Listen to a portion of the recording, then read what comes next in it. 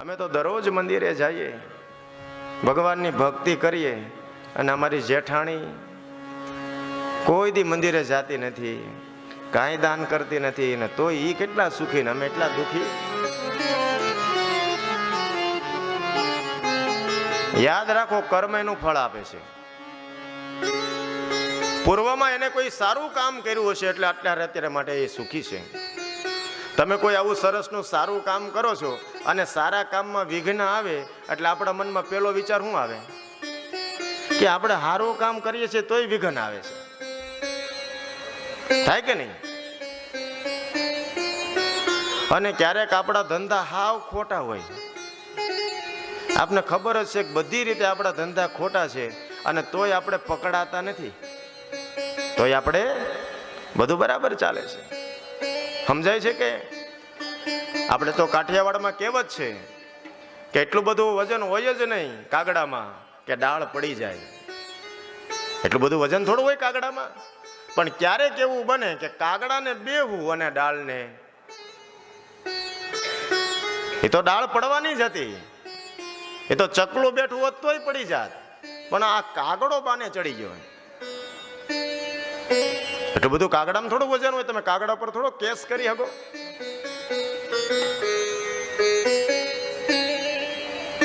આ તો કર્મનો હિસાબ છે. કર્મને ઓળખવું બહુ અઘરું છે. ભગવદ્ ગીતાનો 3જો અધ્યાય ક્યારેક ખોલીને વાંચજો. શ્રીમદ ભગવદ્ ગીતાનો 3જો અધ્યાય કે કર્મ કોને કહેવાય. ગીતાજી તો છે ને બધાના ઘરે, કોના ઘરે ગીતાજી નથી એ ઊંચી આંગળી કરો.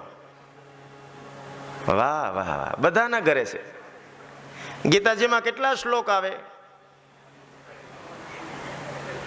હવે ઊંચી આંગળી કરો.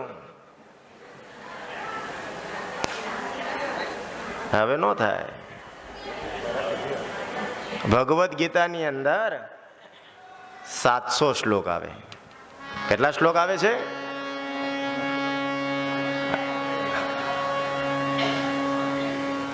અને એમાં 3જો અધ્યાય તે કર્મનો અધ્યાય છે. સમુદ્ર મંથન કરવા માટે દેવતાઓ અને દાનવો ભેગા થયા છે. ઈચ્છા શું હતી? તો કે અમૃત મળે, પણ નીકળ્યું હું? કોઈ માણસ 10 માળના બિલ્ડિંગ ઉપર ચડે છે અને 10 માળના બિલ્ડિંગ ઉપરથી કૂદકો મારે કે મારે મરી જવું છે, અને મરવા માટે થઈને ત્યાંથી કૂદકો મારે નીચે બકાલી જાતો હોય એની ઉપર પડે, બકાલી મરી જાય ને ઓલો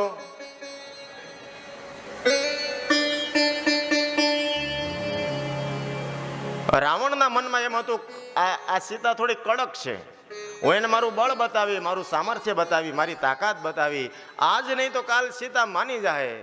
પણ એ મોહની નિંદ્રામાંથી જ્યારે રાવણ જાગે છે ત્યાં તો ત્યાં સામે રાઘવનું બાણ ઊભું છે. માણસને કંઈક જોઈએ છે અને કંઈક મળે છે અલગ. સવારે માણસ જાગે અને રાત્રે સૂવે ત્યાં સુધી સતત માણસ કર્મ કરે છે, પણ એના મનમાં ઈચ્છા શું છે? તો કે સુખ પ્રાપ્ત થાય. આપણે આપણી જાતને પૂછો, આપણે કર્મ શું કામ કરીએ? કોઈ દુઃખી થવાટું થઈને કર્મ કરે છે?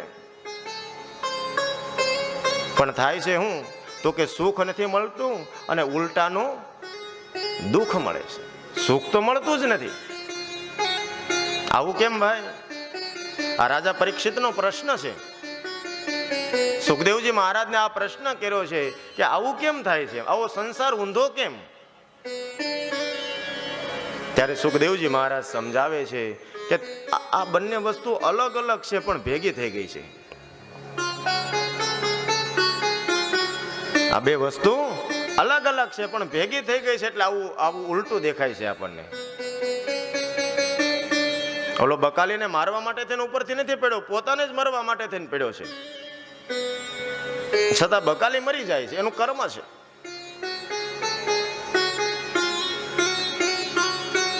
તો યાદ રાખો, કર્મ ફળ આપ્યા વિના રહેતું. એવા કર્મ કરો કે પસ્તાવું ન પડે. હિસાબ ચોખ્ખો રાખો. જીવનમાં જો સુખ પ્રાપ્ત કરવું હોય, યાદ રાખો, કોકને ત્યાં આંબો હોય, કોઈના જીવનમાં સુખ હોય, તો યાદ રાખો કે એને કંઈક સારા કર્મ કર્યા હોય તો જ એ સુખી હોય, નકર હોય. અને જીવનમાં દુઃખ આવે ત્યારે યાદ રાખો કે આ મને નથી કોઈ આપ્યું, આ મારા કર્મ છે. સુખસ્ય દુઃખસ્ય ન કોપી દાતા પરો દદાતે કુબુદ્ધિ રેશા અહમ કરોમિતિ વૃથાભિમાન સ્વકર્મ સૂત્રે ગ્રથિતો લોકા. સુખ અને દુઃખનો કોઈ દાતા નથી. એ તમારું જ કર્મ છે જે તમને સુખરૂપ મળે છે, તમારું જ કર્મ છે જે તમને દુઃખરૂપ મળે છે. ભગવાન નથી આપતો.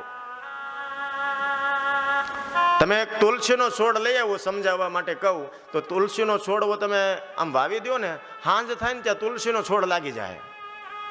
પણ તમે ગુલાબનો છોડવો લઈ આવો તો હાંજ થાય તો ગુલાબ આવે? મહિનો દિવસ રાહ જોવી પડે ને. તમે બાજરો વાવો, 2 મહિના આપણે એનો સમય આપવો પડે. તમે એ રીતે આંબો વાવો અને તમારે કેરી જોતી હોય તો 5 દિવસમાં મળી જાય કેરી કે વાર લાગે? કેટલા વર્ષ જવા દેવા પડે? 4 વર્ષ, 5 વર્ષ. આ જે છોડવાની વાત છે ને એ જ વાત કર્મની છે. આ તુલસીનો છોડવો, આ બાજરો કે આ ગુલાબ કે આ આંબો, એને કેમ ફળતા વાર લાગે છે, એમ અમુક કર્મ એવું છે કે તરત જ ફળ મળે. તમે કોકને ગાળ દો પછી જો તરત જ ફળ મળશે. તમે પાણી પીવો, તમારી તરત જ છીપાઈ જાય. પણ તમને ઠાક લાગ્યો છે ને તમારે આરામ કરવો છે તો આરામ આમ ચપટી વગાડે ન થાય. એની માટે તમારે 5-7 કલાક આપવી પડે. આવી રીતે ક્યારેક ક્યારેક ભેગું થઈ જાય ને ત્યારે માણસ નાસ્તિક બની જાય છે. એટલે આ વાત મારે ખાસ કરવી પડે. તમે ભગવાનનું ભજન કરતા હોય ને એવા સમયે જો દુઃખ આવે તો યાદ રાખો, આ હું અત્યારે કરું એનું ફળ નથી, આ મેં પૂર્વમાં કર્યું છે ફળ, અને એ ભોગવવા માટે તૈયાર થયું હતું, અને હું અત્યારે કરું છું સારું, આ બે ભેગું થઈ ગયું છે. અત્યારે જે હું સારું કર્મ કરું છું એનો સમય આવશે ત્યારે એનું ફળ મને પ્રાપ્ત થશે. જેવું કર્મ હોય અને એવા કર્મને ફળતા એટલી વાર લાગે. એટલા માટે ગૌસ્વામી તુલસીદાસજી રામાયણમાં પણ કહે છે આ વાત. કર્મ પ્રધાન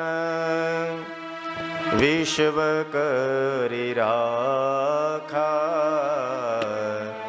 જો જસ કરહી સો તસ ફલ ચાખા. શ્રી રામ જય રામ, જય જય રામ, શ્રી રામ જય રામ, જય જય રામ.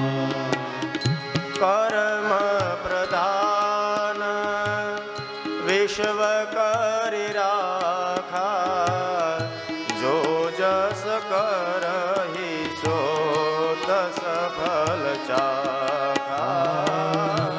શ્રી રામ જય રામ, જય જય રામ, શ્રી રામ જય રામ, જય જય રામ.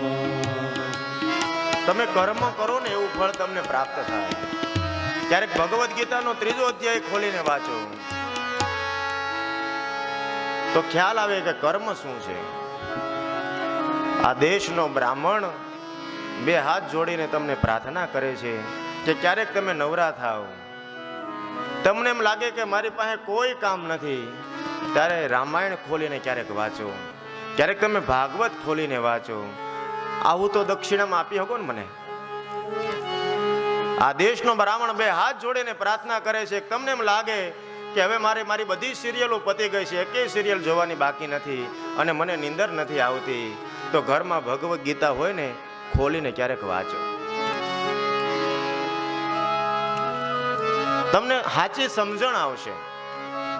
અહીંયા વ્યાસપીઠ ઉપરથી હું કહેવામાં આવે છે અને આમાં હું લખ્યું છે. આંધળો વિશ્વાસ ન કરો. શ્રદ્ધા જરૂરી છે, પણ એ શ્રદ્ધા અંધશ્રદ્ધાનું રૂપ ન લઈ લે. અમારે તો આવી રીતે હાથ હલાવવાની ટેવ હોય, અને ક્યારેક કથામાં એમ કીધું કે આમથી ભગવાન સૂર્યનારાયણ દેવ ઉગ્યા, હવે આ દિશા દક્ષિણ થતી હોય. પછી અહીં જેટલા બેનો શ્રદ્ધાથી બેઠા હોય ને શું કે ખબર, ગોરદાદા ક્યારેક ખોટું ન બોલે હો. એ દિશામાંથી ક્યારેક ઉગ્યો હોય તો જ કીધું હોય. આ શ્રદ્ધા નથી, અંધશ્રદ્ધા છે.